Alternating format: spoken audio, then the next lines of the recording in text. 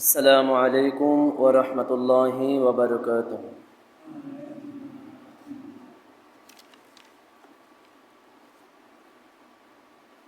الحمد لله نحمده ونستعينه ونستغفره ونؤمن به ونتوكل عليه ونعوذ بالله من شرور أنفسنا ومن سيئات أعمالنا. من يهد الله فلا مضل له ومن يضلله فلا هادي له. ونشهد أن سيدنا نبينا حبيبنا شفيعنا مولانا محمدا عبده ورسوله صلى الله عليه وسلم. أما بعد فقد قال الله تعالى في كلامه المجيد وفرقانه الحميد. إن الله وملائكته يصلون على النبي يا أيها الذين آمنوا صلوا عليه وسلموا تسليما. اللهم صل على سيدنا مولانا محمد وعلى آل سيدنا مولانا محمد. সকলে জোরে জোরে দুরূদ শরীফ পাঠ করুন। আল্লাহুম্মা সাল্লি আলা সাইয়্যিদিনা মাওলানা ওয়া আলা আলি সাইয়্যিদিনা মাওলানা। রহমত পূর্ণ বরকত পূর্ণ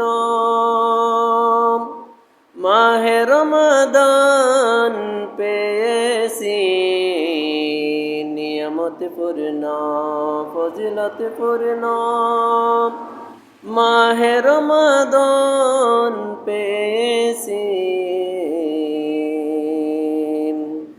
যার উসিলায় আমরা সকলে সিয়াম পালন করিতেছি। আল্লাহুম্মা সাল্লি আলা মাওলানা ওয়া আলা আলি সাইয়্যিদিনা।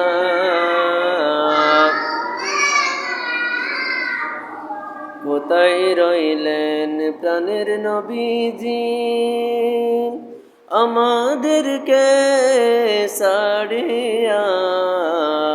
কোথায় রইলেন দয়াল নবীজি, আমাদেরকে ছাড়িয়া? আপনার এতিম উম্মত কাঁদে নবী নবী করিয়া। আল্লাহুম্মা সাল্লি আলা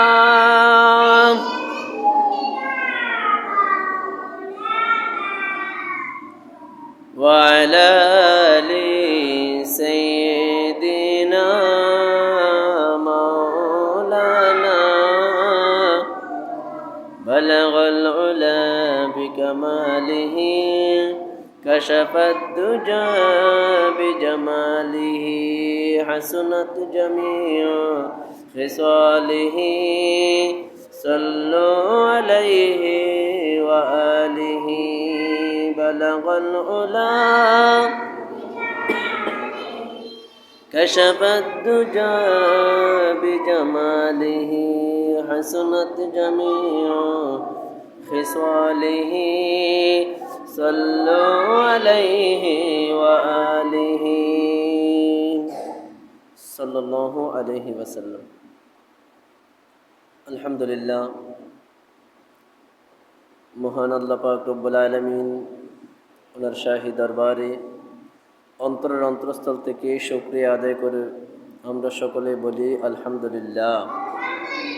কারণ আল্লাহ পাক রব্বুল আলামিন আমাকে আপনাকে এলাকার অগণিত মুসলমান থেকে যাচাই করে বাছাই করে আপনার আমার মতো কতিপয় পাপী গুনাহগার বান্দাদের উপর খাস রহমত নাজিল করেছেন, যার কারণে পবিত্র মাহে রমাদানের প্রথম জুমার নামাজ আদায় করার জন্য আমাদের সবাইকে সবার আগে মসজিদে আসার, বসার, আলোচনা করা এবং শোনার ব্যবস্থা করে দিয়েছেন।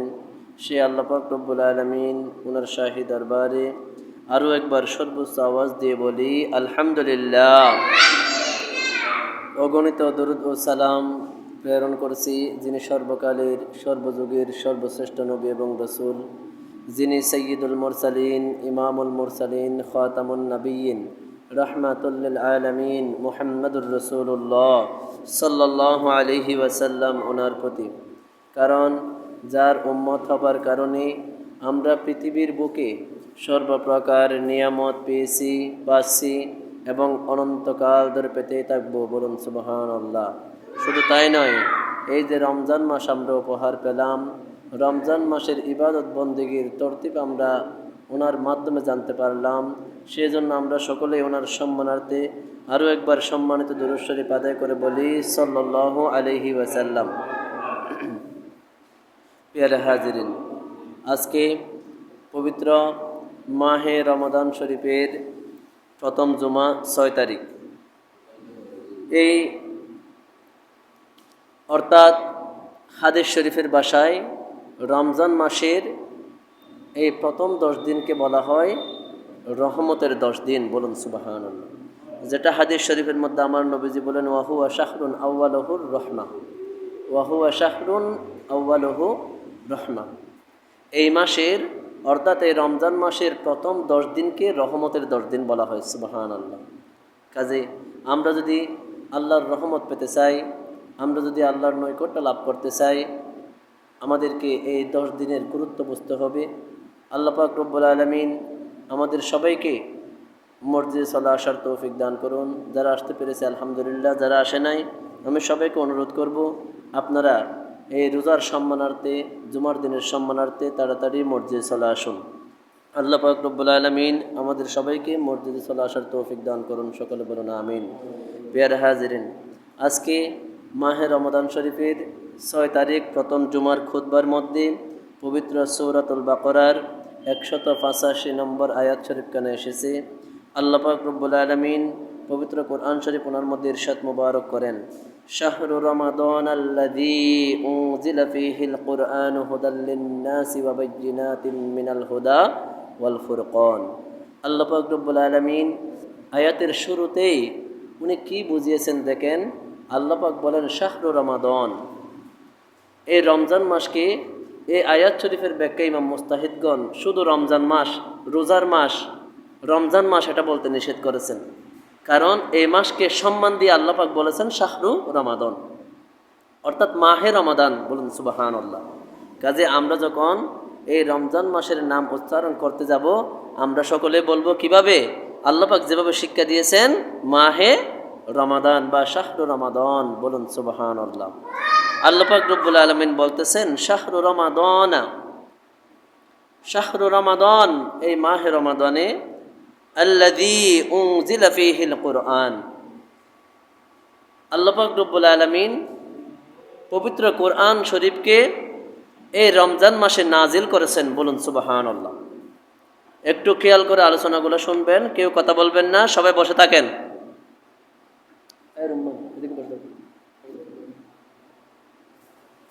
এই কোরআন শরীফকে আল্লাহ পাক রব্বুল আলামিন নাজিল করেছেন কোন মাসে? রমজান মাসে।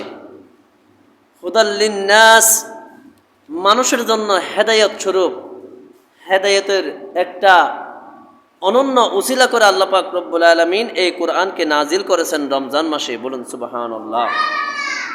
ওয়াবাইয়িনাতিম মিনাল হুদা ওয়াল ফুরকান। শুধু তাই নয়, এই কোরআন শরীফ সত্য মিথ্যা পার্থক্যকারী, অর্থাৎ কোনটা হক কোনটা না হক, কোনটা সত্য কোনটা মিথ্যা, সেটা পার্থক্যকারী হিসেবে আল্লাহ পাক রব্বুল আলামিন এই কোরআনুল কারীমকে নাজিল করেছেন। বলুন সুবহানাল্লাহ। অর্থাৎ এই মাসের যতগুলি নিয়ামত আমাদের জন্য আল্লাহ পাক দিয়েছেন, নামাজ, রোজা, তারাবি, সাহারি, ইফতার, যে সমস্ত নিয়ামতগুলো আল্লাহ পাক আমাদের জন্য দিয়েছেন, তার মধ্যে অন্যতম একটি নিয়ামত হচ্ছে এই কোরআন শরীফ। এই কোরআন শরীফকেও আল্লাহ পাক আমাদের জন্য এই রমজান মাসে হাদিয়া করেছেন। বলুন সুবহানাল্লাহ। কাজেই আমাদেরকে এই কোরআন সম্পর্কে জানতে হবে। এই কোরআন শরীফ আল্লাহ পাক রব্বুল আলামিন উনি অদৃশ্য ছিলেন, ওনাকে কেউ চিনত না, জানতো না, বুঝতো না। আল্লাহ পাক রব্বুল আলামিন হাদিসে কুদসি শরীফ ওনার মধ্যে ইরশাদ মোবারক করেন, কুনতু কানজান মাখফিয়া, আমি আল্লাহ পাক অদৃশ্য ছিলাম, গুপ্ত ভান্ডার ছিলাম, আমাকে কেউ জানতো না, চিনতো না, বুঝতো না। ফাআহবাবতু আন উরাফা, আমার মহব্বত হলো, আমার ইচ্ছা হলো আমি আমার সৃষ্টি জগতের মধ্যে প্রকাশিত হই। আমি যে আল্লাহ একজন সৃষ্টিকর্তা মালিক আছি, সেটা আমি আমার সৃষ্টিকে জানিয়ে দিই। বলুন সুবহানাল্লাহ। ফাখলাকাতুল খালকা লিউরাফা, আল্লাহর প্রকাশিত হওয়ার জন্য আল্লাহ পাক নিজের প্রচার, নিজের প্রকাশ ঘটানোর জন্য আল্লাহ পাক সমস্ত সৃষ্টিকে সৃষ্টি করলেন। বলুন সুবহানাল্লাহ। অর্থাৎ আল্লাহর পরিচয় জানিয়ে দেওয়ার জন্য আল্লাহ পাক যুগে যুগে 1,24,000 মতান্তরে 2,24,000 নবী রসুল পৃথিবীর বুকে পাঠিয়েছেন। এই নবী রসুলের মধ্যে 8 জন নবী এবং রসুলকে আল্লাহ পাক উনি আসমানি কিতাব দিয়েছেন। বলুন সুবহানাল্লাহ। কয়জন নবীকে? 8 জন। এই আসমানি কিতাবের মধ্যে 100 খানা হলো সহিফা। 100 খানা কি? সহিফা। আমাদেরকে বিষয়গুলো জানতে হবে। আজকে আমরা মুসলমান, আমাদেরকে যদি প্রশ্ন করা হয় যে আমার আল্লাহ পাক কয়টি কিতাব নাজিল করেছেন, আমরা কিতাবের নাম বলা তো দূরের কথা, আমরা সংখ্যাটাও বলতে পারবো না। আমরা এখন এমন গুমরা হয়ে গেছি। আল্লাহ পাক 104 খানা কিতাব পৃথিবীর বুকে আল্লাহর পরিচয় লাভ করার জন্য, আল্লাহর পরিচিতি বিকাশ ঘটানোর জন্য আল্লাহ পাক নাজিল করেছেন। বলুন সুবহানাল্লাহ। যার মধ্যে 4 জন নবী এবং রসুলকে আল্লাহ পাক 100টি সহিফা দিয়েছেন, যেগুলো ছোট কিতাব। 4 জনের মধ্যে হযরত সাইয়্যিদুনা আবুল বাশার আদম আলাইহিস সালাম, ওনার প্রতি আল্লাহ পাক 10 খানা সহিফা নাজিল করেছিলেন। বলুন সুবহানাল্লাহ। এবং হযরত শীশ আলাইহিস সালাম, ওনার প্রতি আল্লাহ পাক 50টি সহিফা নাজিল করেছিলেন। এবং হযরত ইদ্রিস আলাইহিস সালাম, ওনার উপরে আল্লাহ পাক 30 খানা সহিফা নাজিল করেছিলেন। এবং হযরত সাইয়্যিদুনা ইব্রাহিম খলিল আলাইহিস সালাম, ওনার উপরে আল্লাহ পাক রব্বুল আলামিন 10 খানা সহিফা নাজিল করেছিলেন। অর্থাৎ এই 4 জন নবীকে আল্লাহ পাক 100টি সহিফা, 100টি কিতাব দিয়েছিলেন। বলুন সুবহানাল্লাহ। এরপর 4টি বড় কিতাব, জবুর, তাওরাত, ইনজিল এবং পবিত্র কোরআন শরীফ। এই জবুর শরীফ আল্লাহ পাক দান করেছিলেন আল্লাহ পাকের নবী এবং রসুল হযরত দাউদ আলাইহিস সালাম ওনাকে। এবং তাওরাত শরীফ নাজিল করেছিলেন হযরত মুসা কালিমুল্লাহ আলাইহিস সালাম ওনার প্রতি। এবং ইনজিল কিতাব নাজিল করেছিলেন হযরত ঈসা রূহুল্লাহ আলাইহিস সালাম ওনার প্রতি। এবং কোরআন শরীফ নাজিল করেছেন আল্লাহ পাকের সর্বশ্রেষ্ঠ সৃষ্টি, আল্লাহ পাকের হাবিব এবং মাহবুব নবী এবং রসুল হযরত মুহাম্মদুর রাসূলুল্লাহ সাল্লাল্লাহু আলাইহি ওয়াসাল্লাম ওনার প্রতি। বলুন সুবহানাল্লাহ। এভাবে আল্লাহর পরিচিতি আল্লাহ পাক বিকাশ ঘটানোর জন্য, সৃষ্টির মধ্যে পরিচিতি লাভ করার জন্য আল্লাহ পাক নবী রসুলের মাধ্যমে 100টি সারকানা কিতাব পৃথিবীর বুকে নাজিল করেছেন। বলুন সুবহানাল্লাহ। যার মধ্যে 100টি কিতাব, 103টি কিতাব সরাসরি লিখিত আকারে নাজিল হয়েছিল। সরাসরি লিখিত আকারে নাজিল হয়েছিল 103টি কিতাব। শুধু কোরআন শরীফ আল্লাহ পাক রব্বুল আলামিন ওহির মাধ্যমে পড়ে পড়ে নাজিল করেছেন, বলুন সুবহানাল্লাহ। যার কারণে সর্বপ্রথম আয়াত শরীফ আল্লাহ পাক নাজিল করেছেন ইকরা বিসমি রব্বিকাল্লাযী খলাক। পড়ুন আপনি, ইয়া রাসূলুল্লাহ, ইয়া হাবিবাল্লাহ সাল্লাল্লাহু আলাইহি ওয়াসাল্লাম, আপনি পড়ুন আপনার প্রভুর নামে যিনি আপনাকে সৃষ্টি করেছেন, বলুন সুবহানাল্লাহ। তাহলে কোরআন শরীফের ইজ্জত, সম্মান, ফজিলত আছে না নাই? এই কোরআন শরীফ নাজিলের মাস হচ্ছে এই মাহে রমাদান মাস, বলুন সুবহানাল্লাহ। শুধু তাই নয়, এই যে বড় বড় 4টি কিতাব, জবুর নাজিল হয়েছিল, জবুর এবং তাওরাত, এই 2টি কিতাব নাজিল হয়েছিল হিব্রু ভাষায়, এবং ইনজিল শরীফ নাজিল হয়েছিল সুরিয়ানি ভাষায়। শুধুমাত্র এই কোরআন শরীফ আল্লাহ পাক রব্বুল আলামিন আরবি ভাষায় নাজিল করেছেন, বলুন সুবহানাল্লাহ। কারণ নবীজি বলেছেন তোমরা আরবি ভাষাকে মহব্বত করো, কেননা জান্নাতের ভাষা হবে আরবি। আপনি আমি জান্নাতে যাব, জান্নাতে যা আমরা কথা বলবো, জান্নাতের ভাষা কি হবে? আরবি। এবং আমার নবীজির ভাষা ছিলেন, মদিনা শরীফের ভাষা ছিলেন আরবি, এবং কোরআন শরীফের ভাষাও হলো আরবি, বলুন সুবহানাল্লাহ। এই কোরআন শরীফের ইজ্জত সম্মান আসলে কতটুকু আমরা তো আসলে ফিকির করি না। আল্লাহ পাক রব্বুল আলামিন এই কোরআন শরীফের মাধ্যমে হক না হক পার্থক্য করবেন। আল্লাহ পাক রব্বুল আলামিন বলেন ইউদিল্লু বিহি কাসীরা ওয়া ইয়াহদি বিহি কাসীরা ওয়া মা ইউদিল্লু বিহি ইল্লাল ফাসিকিন। আল্লাহ পাক বলেন ইউদিল্লু বিহি কাসীরা, এই কোরআনকে সঠিকভাবে মানার কারণে অসংখ্য লোক গুমরা হয়ে গেছে। এই কোরআনকে সঠিকভাবে না মানার কারণে, অনুধাবন না করার কারণে অসংখ্য লোক কি হয়েছে? বিভ্রান্ত হয়েছে, গুমরা হয়েছে, বলুন নাউযুবিল্লাহ। ওয়া ইয়াহদি বিহি কাসীরা, এই কোরআনকে সঠিকভাবে মানার কারণে অসংখ্য মানুষ হেদায়েত প্রাপ্ত হয়েছে, বলুন সুবহানাল্লাহ। ওয়া মা ইউদিল্লু বিহি ইল্লাল ফাসিকিন, যারা নাফরমান, যারা ফাসিক, তারা ব্যতীত কেউ গুমরা হয়নি। অর্থাৎ আমরা যদি হেদায়েত প্রাপ্ত হতে চাই, আমরা যদি ইসলামের উপর অটল থাকতে চাই, আমাদেরকে কোরআনকে পরিপূর্ণ বুঝতে হবে, জানতে হবে। এই কোরআন এমন একটি কিতাব যার শুরুতে আল্লাহ পাক রব্বুল আলামিন বলেছেন যালিকাল কিতাবু লা রাইবা ফীহি হুদাল লিল মুত্তাকিন। এটা এমন একটি কিতাব যে কিতাবের মধ্যে কোনো সন্দেহ নাই, বলুন সুবহানাল্লাহ, যেটা মুত্তাকিদের জন্য হেদায়েত। যারা মুত্তাকি, যাদের কলবের মধ্যে আল্লাহর ভয় রয়েছে, যারা পরহেজগার মুত্তাকি, তাদেরকে এই কোরআন হেদায়েত দান করবে, বলুন সুবহানাল্লাহ। এই কোরআন নিঃসন্দেহে একটি আল্লাহর পক্ষ থেকে গাইড বুক, জীবন বিধান, বলুন সুবহানাল্লাহ। যার কারণে আল্লাহ পাক রব্বুল আলামিন সূরাত বনী ইসরাঈলের 88 নম্বর আয়াত শরীফের মধ্যে বলেন কুল লা ইন ইজতামাআতিল ইনসু ওয়াল জিন্নু আলা আন ইয়াতু বিমিথলি হাদাল কুরআন লা ইয়াতুনা বিমিথলিহি ওয়ালাউ কানা বা'দুহুম লিবা'দিন যহিরা।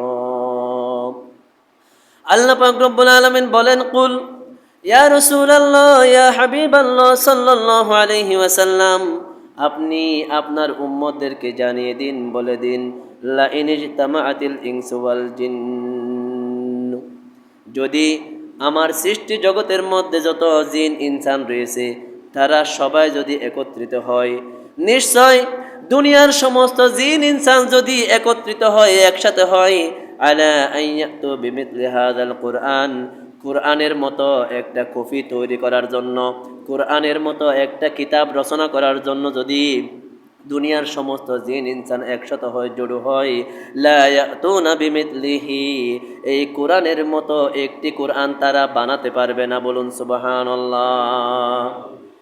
যদি দুনিয়ার সমস্ত মানুষ, শুধু মানুষ নয়, জিন সহ সমস্ত জিন ইনসান যদি একসাথে হয়ে তারা চেষ্টা করে কোরআনের মতো একটি কিতাব রচনা করার জন্য, আল্লাহ পাক বলেন লা ইয়াতুনা বিমিথলি, এই কোরআনের মতো একটি কিতাব তারা রচনা করতে পারবে না। বলুন সুবহানাল্লাহ।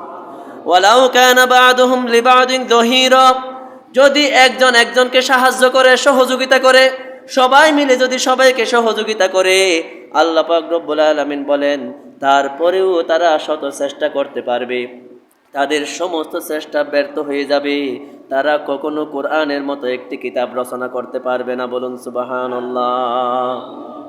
আপনি সমস্ত কিতাব নকল করতে পারবেন, সমস্ত কিতাব আপনি নকল করতে পারবেন, একমাত্র কোরআন যেখানে একটি জের জবর পরিবর্তন করার ক্ষমতা শক্তি কারো নাই। বলুন সুবহানাল্লাহ।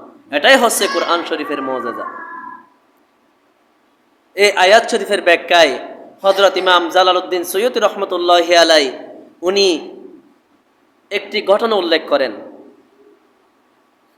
বাদশাহ মামুনুর রশিদ, যার নাম আপনারা সকলে শুনেছেন, বাদশাহ মামুনুর রশিদের দরবারের মধ্যে প্রতি বছর একটা মাহফিল হতো। একটু খেয়াল করবেন, আজকে আল্লাহ পাক আমাদেরকে কি দিয়েছেন, এই রমজান মাসে কেমন একটি কিতাব উপহার দিয়েছেন।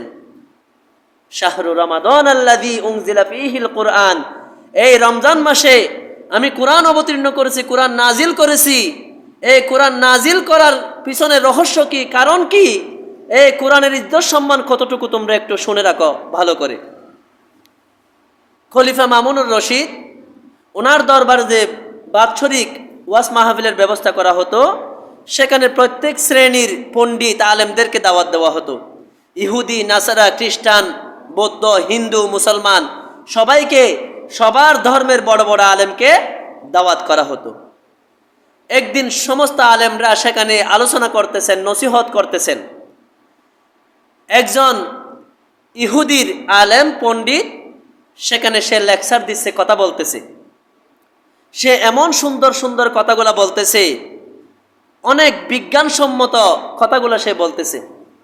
তখন আলোচনা শেষে বাদশাহ মামুনুর রশিদ ওই ইহুদি আলেমকে ডেকে বলল, হে ইহুদি আলেম, তুমি তো অনেক সুন্দর করে চমৎকার কথা বলো, তুমি মুসলমান হলে তোমার প্রতি আমরা অনেক সুধারণা পোষণ করব, তোমাকে অনেক সাহায্য সহযোগিতা করব, তোমার সাথে ভালো ব্যবহার করব। বলুন সুবহানাল্লাহ।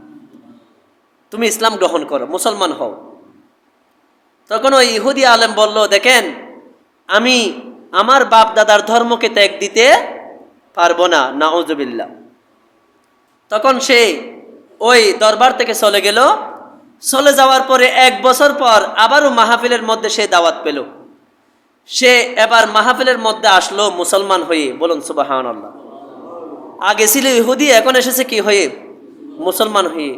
সে অনেক সুন্দর সুন্দর আলোচনাগুলা, ইসলামের নিদর্শনগুলা, এই যে আল্লাহর নবীর শ্রেষ্ঠত্ব, কোরআনের শ্রেষ্ঠত্ব সম্পর্কে সে এমন আলোচনা করলো, সবাই তার আলোচনা শুনে অবাক হলো এবং সে প্রথম পুরস্কার পেল। বলুন সুবহানাল্লাহ।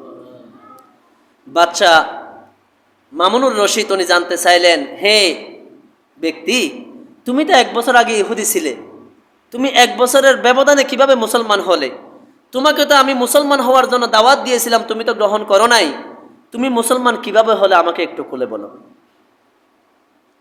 ওই ইহুদি আলেম বলল, হে বাদশাহ মামুনুর রশিদ, আপনি ভালো করে জেনে রাখুন, আমি আপনার দরবার থেকে গত বছর চলে যাওয়ার পরে আমি আল্লাহর 4টি কিতাব, বড় বড় কিতাব, 104খানা কিতাব থেকে 4টি কিতাব, জাবুর শরীফ, তাওরাত শরীফ, ইনজিল শরীফ এবং কোরআন শরীফকে গবেষণা করতে লাগলাম।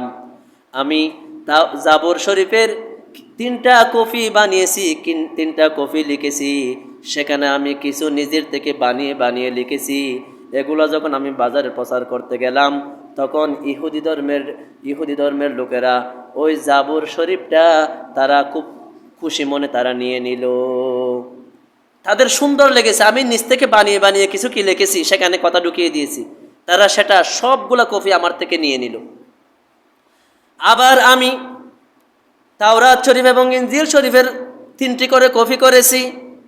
সেখানে আমি আমার ইচ্ছা মতো কিছু শব্দ বাড়িয়ে দিয়েছি, কিছু কমিয়ে দিয়েছি, কিন্তু ইহুদি এবং খ্রিস্টানেরা ওই কিতাবগুলা পাওয়ার পরে আমার সমস্ত কপিগুলা তারা ক্রয় করে নিয়ে নিল। তারা সমস্ত কপিগুলা কি করলো? ক্রয় করে নিয়ে নিল। সব শেষে আমি কোরআন শরীফের 3টি কপি বানালাম, কিছু কম বেশি করলাম, আয়াত কিছু কমিয়ে দিলাম, কিছু বাড়িয়ে দিলাম।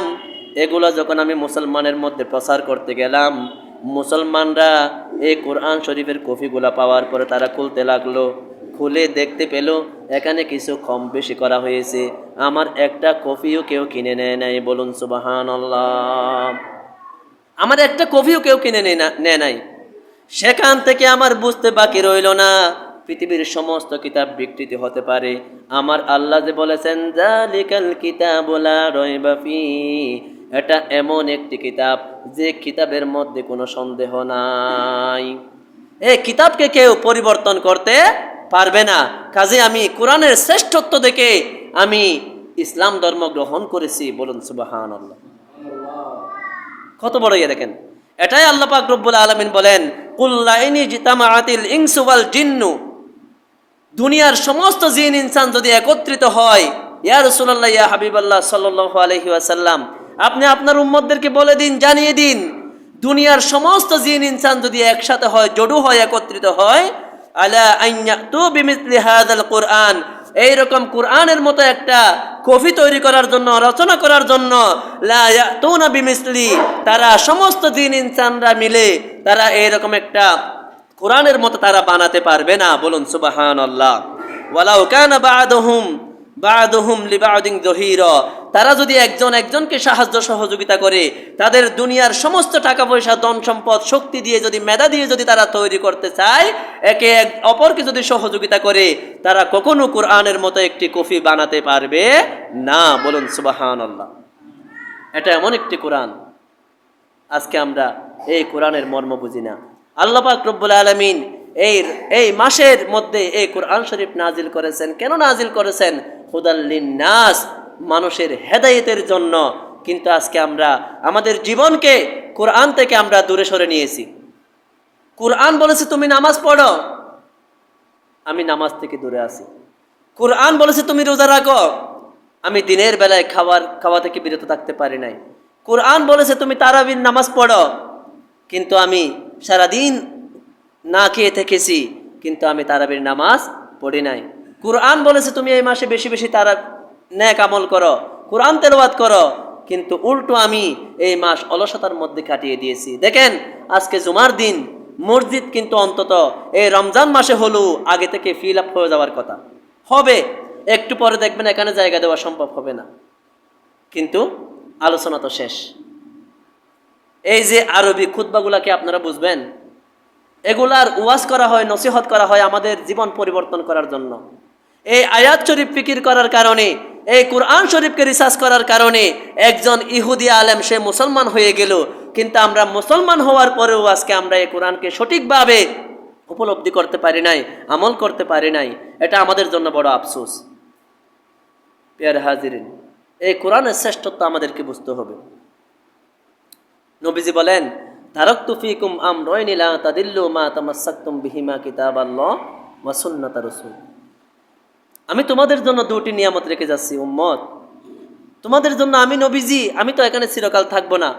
দুনিয়াতে যেমন আমার খাস রয়েছে, দুনিয়াবাসীর জন্য যেমন আমি রহমত, কবরবাসীর জন্য আমি রহমত। কবর, হাসর, নসর, মিজানে ফুলসিরাতে সমস্ত কিছুর জন্য আমি রহমত। কাজে এই দুনিয়া থেকে আমাকে নির্দিষ্ট হায়াত পরিমাণ থাকার পরে আমাকে আল্লাহর দিদারে চলে যেতে হবে। এজন্য নবীজি বলেছেন, হায়াতি খয়রুল লাকুম ওয়া মামাতি ফি খয়রুল লাকুম। আমার হায়াত এবং মৌত, আমার হায়াত এবং ইন্তেকাল উভয়টাই তোমাদের জন্য কল্যাণকার।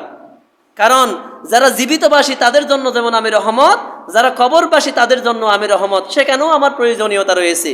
কাজে আমাকে নির্দিষ্ট পরিমাণ হায়াতে থাকার পরে আবার আমাকে আল্লাহর দিদারে চলে যেতে হবে। কাজে তোমরা সাবধান থাকো, আমি তোমাদের জন্য দুটি নিয়ামত রেখে যাচ্ছি। আমি যাওয়ার পরে তোমরা কিসের অনুসরণ করবে, কিসের ভিত্তিতে নিজের জীবনটাকে পরিচালনা করবে, আমি দুটি নিয়ামত তোমাদের জন্য রেখে যাচ্ছি। কিতাব আল্লাহ, বিহিমা কিতাব আল্লাহ ওয়া সুন্নাতা রাসূল। একটি হচ্ছে আল্লাহর কিতাব পবিত্র কোরআন শরীফ, আরেকটি হচ্ছে আমি নবীজির সুন্নাহ। বলুন সুবহানাল্লাহ। কাজে আমাদেরকে তৌহিদ এবং রিসালাতের উপরে পরিপূর্ণ বিশ্বাস স্থাপন করতে হবে।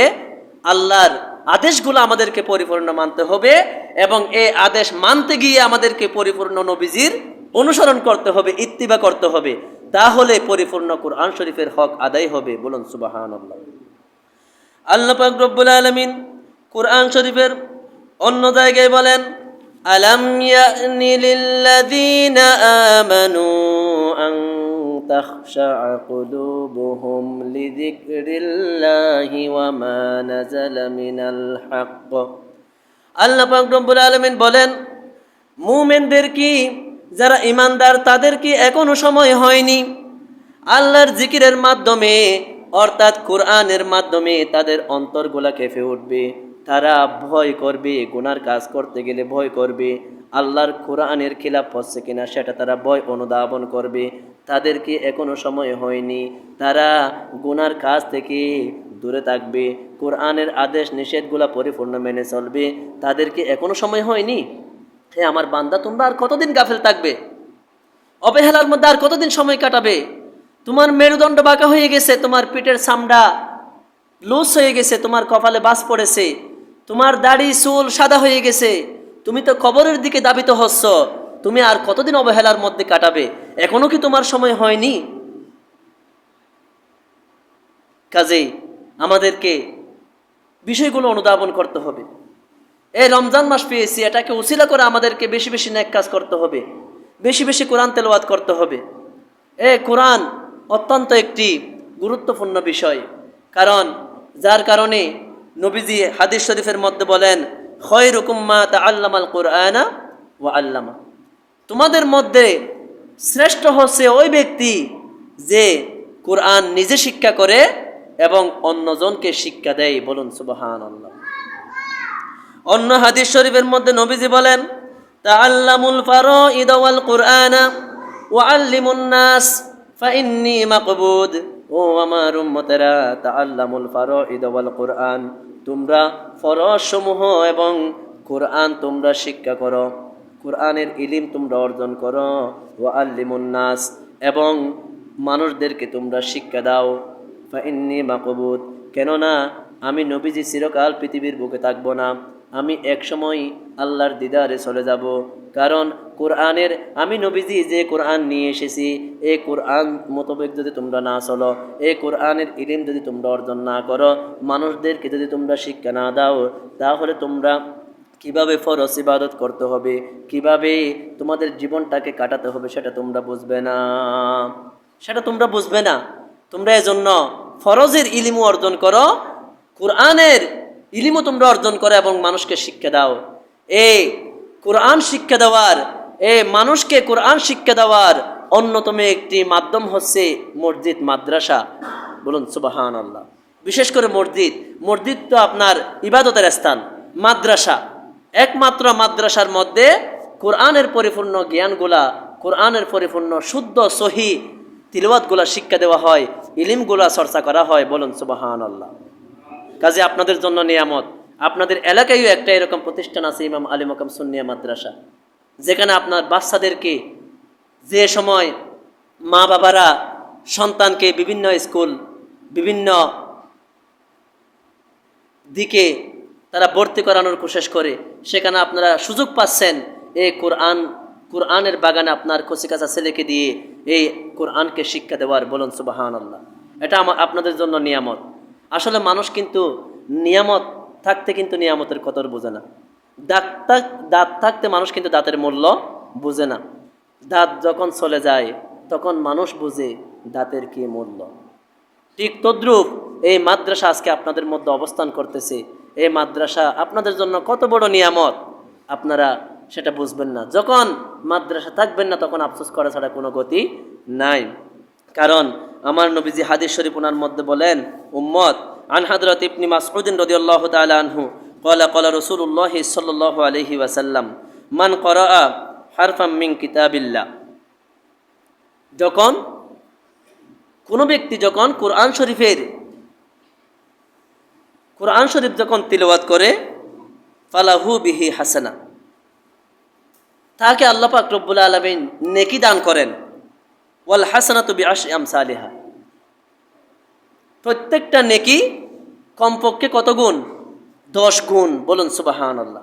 অর্থাৎ কোরআন শরীফ যখন তিলাওয়াত করা হয়, প্রতিটা হরফে আল্লাহ পাক কি করবেন? 10টি করে নেকি দিবেন। প্রত্যেকটা নেকি কমপক্ষে 10টা নেকির সমপরিমাণ। বলুন সুবহানাল্লাহ। নবীজি বলতেছেন, লা আকুলু আলিফ লাম মিম হারফুন, আমি বলতেছি না আলিফ লাম মিম একটি হরফ, বরং আলিফুন হারফুন, লামুন হারফুন, মিমুন হারফুন। বরং আলিফ লাম মিম এই একটি শব্দ যদি কেউ উচ্চারণ করে, সেখানে 3টি হরফ রয়েছে আলিফ লাম মিম। এই একটি বাক্য যদি কেউ উচ্চারণ করে, তাকে আল্লাহ পাক 3টি হরফের বিনিময়ে 30টি নেকি দান করবেন। বলুন সুবহানাল্লাহ। 3 × 30, কমপক্ষে 300টি নেকি আল্লাহ পাক রব্বুল আলামিন তার আমল নামায় দান করবেন। বলুন সুবহানাল্লাহ। পৃথিবীর বাংলা বলেন, ইংরেজি বলেন, হিন্দি বলেন, যত অন্যান্য হরফগুলা রয়েছে, এগুলা করলে 10টি নেকি দেওয়া হবে, এমন কোনো কথা বলা হয়েছে? বলা হয় নাই। একমাত্র কোরআনের শ্রেষ্ঠত্ব দেখুন। তাহলে আমাদেরকে এই কোরআন শিক্ষা করতে হলে আমাদেরকে মাদ্রাসামুখী হতে হবে, আমাদের ছেলে মেয়েকে মাদ্রাসায় ভর্তি করে দিতে হবে। অন্ততপক্ষে 3টি বছর আপনার ছেলে মেয়েকে যদি আপনি নুরানিতে পড়ান, আপনি মাদ্রাসায় যদি ভর্তি করিয়ে দেন, তার অন্তত অন্য কিছু হোক বা না হোক, কোরআন শরীফটা শুদ্ধ হবে। বলুন সুবহানাল্লাহ। কোরআন শরীফ শুদ্ধ করার দরকার আছে না নাই? নাকি এমনিতে পড়ে গেলে হবে? আমরা আমাদের বয়সটা কাটিয়ে দিয়েছি, একটু মনোযোগ দিয়ে শুনবেন। 30-40 বছর 50 বছর যখন হয়ে যায়, আমরা কখনো কোরআন শিক্ষা করি নাই। আমার ছেলে মেয়েকে আমি কোরআনের ধারে কাছেও নিয়ে যাই নাই। কিন্তু যখন বয়স হয়ে যায়, তখন আমি আসি মসজিদে, একেবারে এই 1000 পাওয়ারি চশমা লাগিয়ে আমি আসি কি করার জন্য? কোরআন নিয়ে বসে থাকি। এ বসা কোনো কাজে আসবে? আপনার উচিত ছিল কোরআনটা শুদ্ধ করে নেওয়া। কারণ কোরআন শরীফ আফদালুল ইবাদতি তিলাওয়াতুল কোরআন। কোরআন শরীফ তিলাওয়াত নফল ইবাদতের মধ্যে সর্বশ্রেষ্ঠ ইবাদত হচ্ছে কোরআন তেলাওয়াত করা। কোরআন তেলাওয়াত করা হচ্ছে নফল ইবাদত, আর কোরআন শরীফ শুদ্ধ করার পড়াটা হচ্ছে কি? ফরজ। আমাদের 60 বছর আমরা কাটিয়ে দিয়েছি, কোরআন কখনো আমরা পড়ি নাই। যখন মারা যায়, মারা যাওয়ার পরে যখন আমি লাশ হয়ে যাই, আমার চতুর্দিকে লোকজন বসিয়ে দিই কোরআন তেলাওয়াত করার জন্য। জীবিত থাকতে কোরআন আমি শিক্ষা করি নাই, মারা যাওয়ার পরে আমাকে আপনাকে কোরআন শিক্ষা দেওয়া হয়। বলুন নাউজুবিল্লাহ। এই শিক্ষা কোনো কাজে আসবে? আপনাকে জীবিত থাকতে কোরআন শরীফটা শিক্ষা করতে হবে, কোরআন শরীফ শুদ্ধ করতে হবে। কোরআন শরীফ শুদ্ধ করার গুরুত্ব কতটুকু? কোরআন শরীফের সূরাতুত তাওবার 60 নম্বর আয়াত শরীফের শুরুতে আল্লাহ পাক রব্বুল আলামিন একটি আয়াত শরীফ নিয়ে এসেছেন, ইন্নামাস সাদাকাতু লিল ফুকারাই ওয়াল মাসাকিন। একদিন হযরত আব্দুল্লাহ ইবনে মাসউদ রাদিয়াল্লাহু তাআলা আনহু, উনি মসজিদে নববী শরীফে বসা। কথাগুলো বোঝা যায়? একটু খেয়াল করবেন। মসজিদে নববী শরীফে উনি বসা, ওনার সামনে একজন সাহাবী কোরআন তেলাওয়াত করতেছেন, ইন্নামাস সাদাকাতু লিল ফুকারাই ওয়াল মাসাকিন। এখানে লিল ফুকারা, এখানে একটি মধ্যে মুত্তাসিল আছে, অর্থাৎ একটা মোটা চিহ্ন আপনারা দেখবেন, হরফের উপরে একটা মোটা চিহ্ন দেওয়া থাকে, বামে একটা গুল হামজা থাকে, হামজা গুল হামজা আছে না, হামজা থাকে। এটা যদি থাকে সেটাকে মধ্যে মুত্তাসিল বলা হয়। 4 আলিফ টানা হচ্ছে ওয়াজিব। কয় আলিফ টানতে হবে? লিল ফুকারাই। কমপক্ষে কয় আলিফ টানতে হবে? 4 আলিফ টানা হচ্ছে ওয়াজিব। না টানলে আপনি গুনাহগার হবেন, অর্থ বিকৃত হয়ে যাবে। তো ওই সাহাবী তিলাওয়াত করতেছে, ইন্নামাস সাদাকাতু লিল ফুকারাই ওয়াল মাসাকিন। এখানে উনি 4 আলিফ টানে নাই। তখন আব্দুল্লাহ ইবনে মাসউদ রাদিয়াল্লাহু তাআলা আনহু বলতেছেন, হে সাহাবী, আপনি কি তিলাওয়াত করলেন? আমি আল্লাহ পাকের কসম খেয়ে বলতেছি, আমার নবীজি এভাবে তিলাওয়াত করে নাই, বরং আমার নবীজি এই আয়াত শরীফটা তিলাওয়াত করেছে, ইন্নামাস সাদাকাতু লিল ফুকারাই ওয়াল মাসাকিন। এখানে 4 আলিফ টানতে হবে। বলুন সুবহানাল্লাহ। অর্থাৎ কোরআন শরীফ শুদ্ধ করার গুরুত্ব কতটুকু, সেটা কোরআন শরীফের আয়াত দিয়ে আমাদেরকে সাহাবে কেরাম বুঝিয়ে দিয়েছেন। কিন্তু আজকে আমরা তো পড়ি কিভাবে জানেন? হ্যাঁ, আমরা পড়ি এমনিতে পড়ে যাই, কি পড়তেছি নিজেও বুঝি না, যারা শুনতেছে তারাও বুঝি না।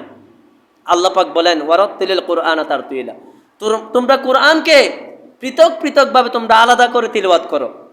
আলাদা আলাদাভাবে তোমরা কোরআন শরীফ তিলাওয়াত করো, সুন্দরভাবে ছড়িয়ে ছিটিয়ে, খেজুরের বিচির মতো ছড়িয়ে ছিটিয়ে তোমরা কোরআন শরীফ তিলাওয়াত করো না।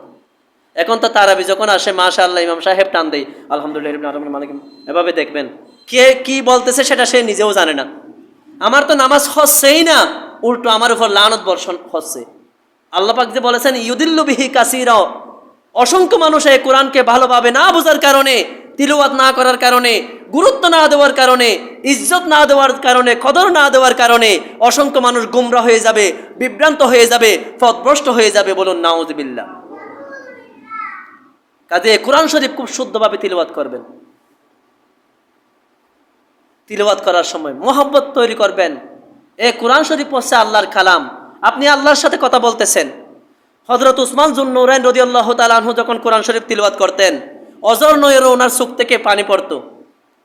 তখন মানুষ জানতে চাইতো, হে উসমান যুন্নুরাইন রাদিয়াল্লাহু তাআলা আনহু, আপনি কোরআন শরীফ দেখলে কিভাবে যেভাবে কান্নাকাটি করেন, কবর দেখলে যেভাবে কান্নাকাটি করেন, এভাবে তো অন্য সময় আমি আপনাকে কান্নাকাটি করতে দেখা যায় না।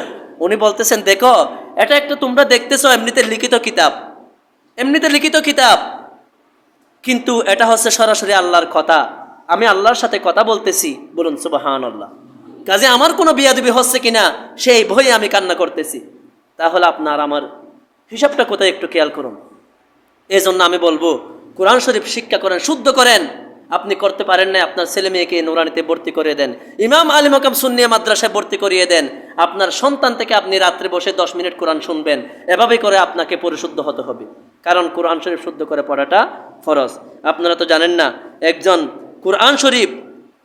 কোরআন শরীফের যারা শুদ্ধ করে শিখে তিলাওয়াত করে তাদের গুরুত্ব কতটুকু আমি সংক্ষেপে বলতেছি, সময় শেষের দিকে একটু মনোযোগ দিয়ে শুনবেন।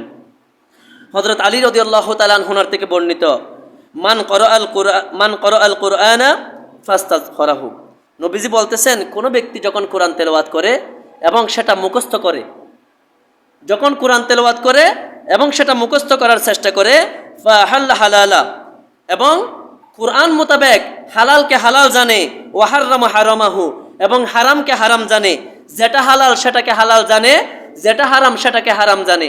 আজকে আমরা তো কোরআন শরীফ না পড়ার কারণে, কোরআন শরীফকে অনুধাবন না করার কারণে আজকে আমরা হালালকে হারাম মনে করি, হারামকে হালাল মনে করি। আমরা হারাম খেলাধুলা নিয়ে মগ্ন, অথচ হাদিস শরীফে এসেছে কুল্লু লাইবিন হারাম, এটা স্পষ্ট হারাম খেলাধুলা। কাজে আমরা কোরআন শরীফ না জানার কারণে আজকে আমরা হারামকে হালাল মনে করি, হালালকে হারাম মনে করি। নাউজুবিল্লাহ। কোরআন বলেছে সুদ খাওয়া হারাম, আজকে সেটাকে আমরা হালাল মনে করে করতেছি। আজকে টিভি দেখা হারাম, সেটা আমরা হালাল মনে করে করতেছি। সুদ, ঘুষ, ব্যভিচার, মদ, গাঁজা, জুয়া, নেশা, এগুলো হারাম, সেগুলো আমরা কোরআন না জানার কারণে আজকে আমরা সেগুলো হালাল মনে করে করতেছি। আল্লাহ পাক বলতেছেন তোমরা কোরআন পড়ো, মান করো আল কোরআন, তোমরা যখন কোরআন পড়ো ফাস্তাযফারাহু, এবং মুখস্থ করো, ফাহাল্লা হালালাহু, এবং কোরআন মোতাবেক হালালকে যদি তোমরা হালাল জানো, ওয়া হাররামা হারামাহু, এবং হারামকে যদি তোমরা হারাম জানো, আদখালাহুল্লাহুল জান্নাহ, তোমাকে আল্লাহ পাক রব্বুল আলামিন জান্নাতে প্রবেশ করাবেন। বলুন সুবহানাল্লাহ। তো আমাদের কোরআনের জ্ঞান যদি আমাদের না থাকে, আমরা হালালকে হালালভাবে জানতে পারবো না, হারামকে হারামভাবে জানতে পারবো না। এরপরে নবীজি বলেন ওয়াশাফাআহু ফি আশরাতিন মিন আহলি বাইতিহি, এবং একজন হাফেজে কোরআন, একজন কোরআনের ইলম রাখে এমন ব্যক্তি তার পরিবারের এমন 10 জনকে সুপারিশ করে জান্নাতে নিয়ে যাবে। পরিবারের 10 জন ব্যক্তিকে, এমন 10 জন ব্যক্তিকে সুপারিশ করে জান্নাতে নিয়ে যাবে, কদে ওয়াজাবাত লাহুন নার, যাদের জন্য জাহান্নাম ওয়াজিব হয়েছিল। নাউজুবিল্লাহ। যারা নিশ্চিত জাহান্নামী হয়েছিল, এমন 10 জন ব্যক্তিকে একজন হাফেজে কোরআন সুপারিশ করে জান্নাতে নিয়ে যাবে। বলুন সুবহানাল্লাহ। তাহলে কোরআনের গুরুত্ব, কোরআনের মর্যাদা কতটুকু দেখুন, ফজিলত ইজ্জত কতটুকু দেখুন। কাজে আমাদেরকে কোরআন শুদ্ধ করে শিখতে হবে। এই কোরআন শুদ্ধ করে শেখার জন্য আমি আপনাদেরকে অনুরোধ করব, আপনাদের পাশে অবস্থিত ইমাম আলী মাকাম সুন্নিয়া মাদ্রাসায় আপনাদের ছেলে মেয়েগুলা ভর্তি করিয়ে দিবেন। না হলে কখনো আপনার ছেলে মেয়েকে যদি মাদ্রাসায় না দেন, কোরআন যদি শিক্ষা না দেন, তাহলে কখনো কোরআনের হক আদায় হবে না। নবীজি অন্য হাদিস শরীফের মধ্যে বলেন মান করাআল কুরআনা ওয়া আমিলা বিমা ফি, নবীজি বলতেছেন কোন ব্যক্তি যখন কোরআন শিখে এবং সে মোতাবেক আমল করে, কোরআনের আদেশ নিষেধ মোতাবেক যখন আমল করে, উলবিসা ওয়ালিদাহু তাজান ইয়াউমাল কিয়ামা, তার পিতামাতাকে আল্লাহ পাক রব্বুল আলামিন হাসরের মাঠে এমন একটি উজ্জ্বল নূরের তাজ পরাবেন দৌউহু আহসানু মিন দাউইশ শামসি, সূর্যের আলোর চেয়ে সুন্দর উজ্জ্বল আলোকিত একটি নূরের তাজ তার পিতামাতাকে আল্লাহ পাক হাসরের মাঠে পড়াবেন। বলুন সুবহানাল্লাহ। দেখেন, আমল দিয়ে কিন্তু আমরা নাজাত পাবো না। একটু খেয়াল করুন, ইসলামকে মহব্বত করুন। আল্লাহ যে আল্লাহর পরিস্থিতি বিকাশ ঘটানোর জন্য 1,24,000 মতান্তরে 2,24,000 নবী রাসূল পৃথিবীর বুকে পাঠিয়েছেন, ওনাদেরকে যে আল্লাহ পাক রব্বুল আলামিন 104খানা কিতাব দিয়েছেন, এটা এমনিতে দেয় নাই।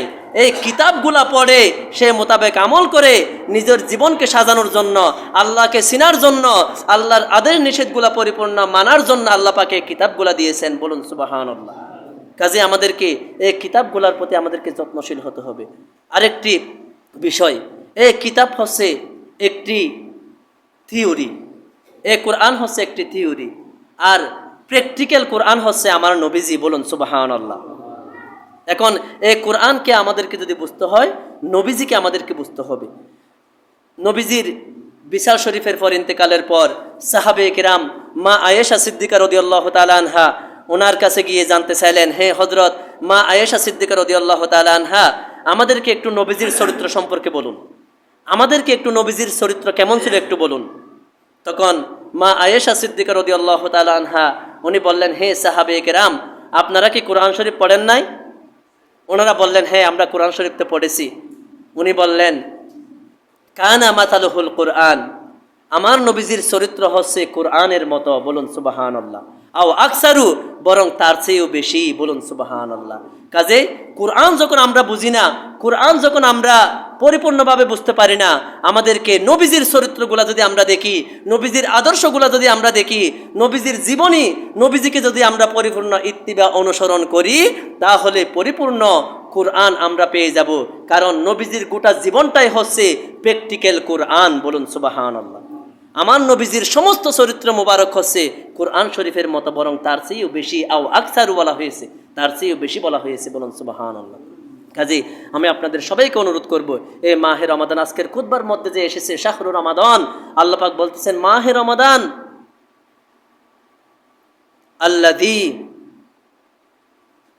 আল্লাহ পাক বলতেছেন আল্লাযী উনজিলা ফীহিল কুরআন, আমি রমজান মাসে কোরআন নাজিল করেছি কেন জানো? হুদাল লিন্নাস, এই কোরআন মানুষেরকে হেদায়েত দিবে। যারা কোরআনমুখী হবে, যারা নবীজির জীবনমুখী হবে, নবীজির চরিত্রকে অনুসরণ করবে, নবীজির সুন্নতকে পরিপূর্ণ প্রতিটা কাজে অনুসরণ করবে। হাকিকত নবীজির সুন্নতের অনুসরণ করা মানে কোরআনের অনুসরণ করা। কথা বলুন ঠিক কিনা? কারণ বলা হয়েছে কানা মাসালুহুল কোরআন, আমার নবীজির সমস্ত কিছুই হচ্ছে কোরআনের মতো। বলুন সুবহানাল্লাহ। কাজে আমাদেরকে প্রত্যেকটা কাজ নবীজির সুন্নত মোতাবেক করতে হবে। পোশাক পরিচ্ছদ, ইবাদত বন্দেগী, নামাজ, রোজা, হজ, যাকাত, তাসবিহ, তাহলিল, ব্যবসা বাণিজ্য, ঘর সংসার, সমস্ত কিছু আমাদের নবীজির সুন্নত মোতাবেক করতে হবে। তাহলে পরিপূর্ণ কোরআনের অনুসরণ আমাদের হয়ে যাবে। বলুন সুবহানাল্লাহ। আল্লাহ পাক রব্বুল আলামিন আমাদের সবাইকে এই কোরআনের গুরুত্ব বোঝার তৌফিক দান করুন। বিশেষ করে এই রমজান মাসে বেশি বেশি কোরআন তেলাওয়াত করার, এবং এই রমজান মাসকে কাজে লাগিয়ে আপনারা যারা মুরব্বী আছেন, বয়স হয়ে গেছে, ইমাম সাহেবকে বলবেন আমি আপনাকে কিছু হাদিয়া দেব, আপনি আমাদেরকে কোরআনটা একটু এই মাসে শিক্ষা দেন। উনি আপনাদেরকে শিক্ষা দিবেন। এভাবে কোরআনটাকে শুদ্ধ করার, কোরআন নাজিলের মাস হিসেবে বেশি বেশি আপনাদের ছেলের যখন জন্মদিন চলে আসে, আপনারা জন্মদিন পালন করেন। তাহলে কোরআনের জন্মদিন, এই কোরআনের জন্মদিন আপনারা কিভাবে পালন করবেন? এই মাসে বেশি বেশি কোরআন তেলাওয়াতের মাধ্যমে, কোরআনকে সহি শুদ্ধ করার মাধ্যমে আপনারা কোরআনের জন্মদিন পালন করবেন। আল্লাহ পাক রব্বুল আলামিন আমাদের সবাইকে কোরআন শরীফকে শুদ্ধ করার, কোরআনের ইলম অর্জন করার, সে মোতাবেক আমল করার, বিশেষ করে এই রমজান মাসের ইজ্জত সম্মান রক্ষা করার তৌফিক দান করুন। সকলে বলুন আমিন। যারা 4 রাকাত সুন্নাত নামাজ পড়েননি, 4 রাকাত সুন্নাত নামাজ পড়ে নিন। ওয়া আখিরু দাওয়ানা আলহামদুলিল্লাহি রাব্বিল আলামিন। আসসালামু আলাইকুম ওয়া রাহমাতুল্লাহি ওয়া বারাকাতুহু।